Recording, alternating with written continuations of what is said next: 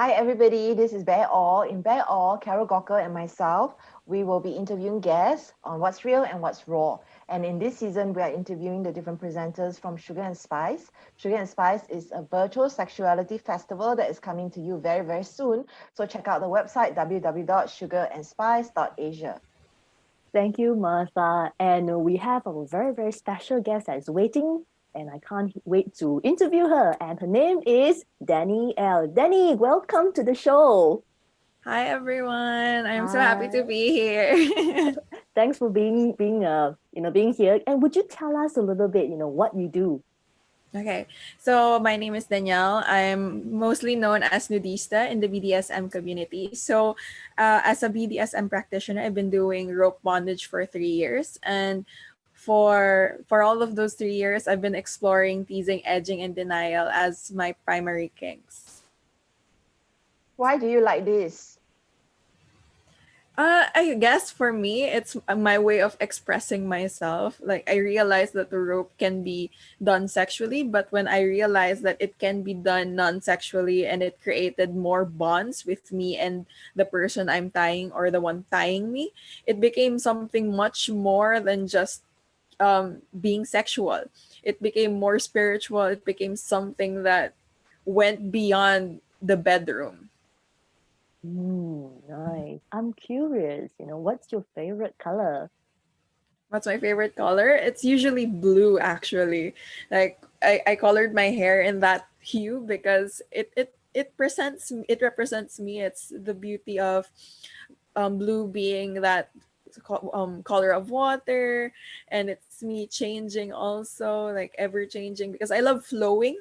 I love going with the flow. So the color blue reminds me of just going with the flow in everyday life, and I feel like it placing it on my hair is something that really embodies that kind of feeling, that kind of presence of mind.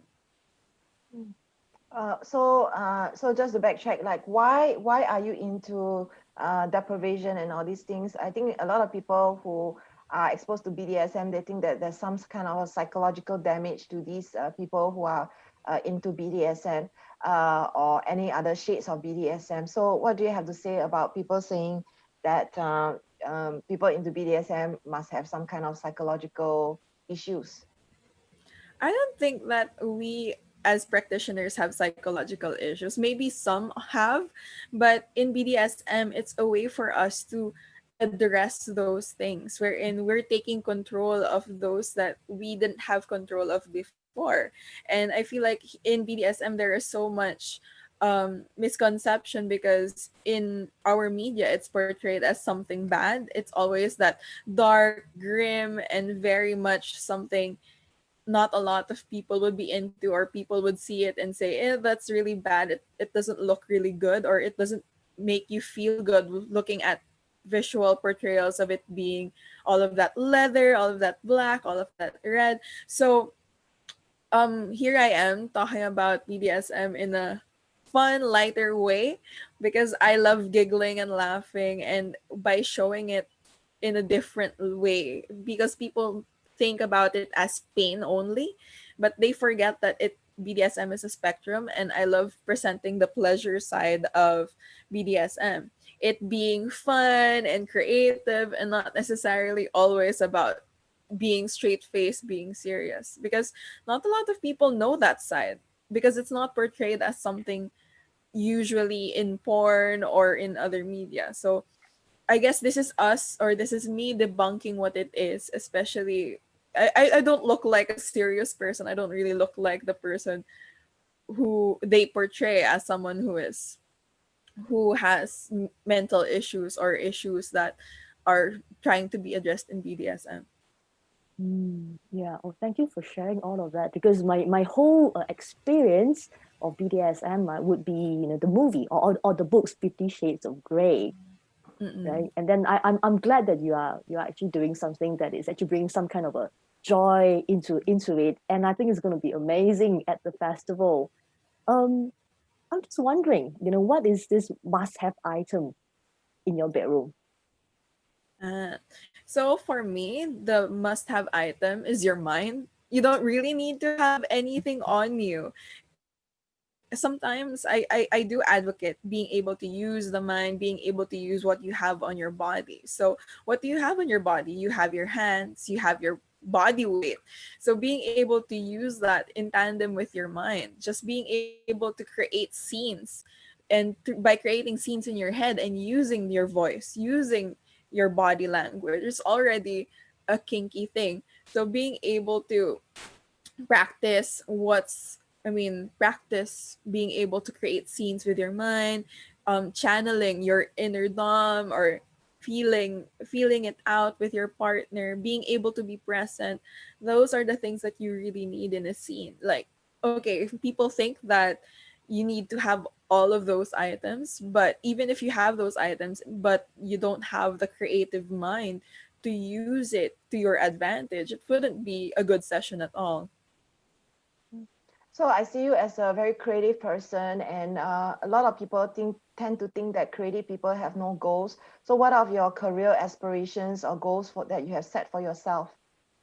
So for now, I am a graphic designer, and I am working a corporate job. It's just that for me, it goes beyond the corporate job. So what I do is that I bring my creativity outside of that job.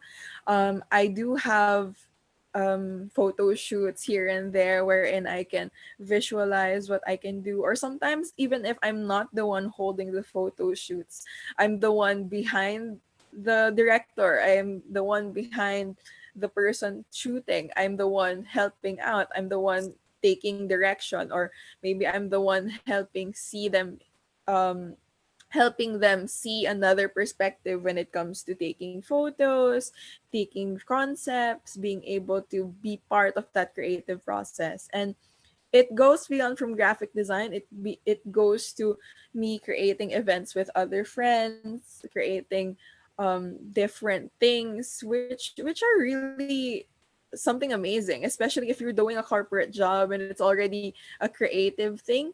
But people forget that when you're in a corporate job, creativity isn't necessarily your own. You're doing things for a client, but when you start using your creativity outside of it, being able to use the skill set that you got from your corporate job and transferring it to a more creative outlet wherein there is freedom for you to explore a lot of concepts. There is freedom to do things that you cannot do in your corporate job. So being able to do that, being able to transform what I've learned into something much more, much beyond what I've expected of myself before, that's it's not necessarily a goal. It's more Mhm. of a journey. It's always a continual journey, because if I set a goal to be something, it stops me. If I see it as a journey Yeah.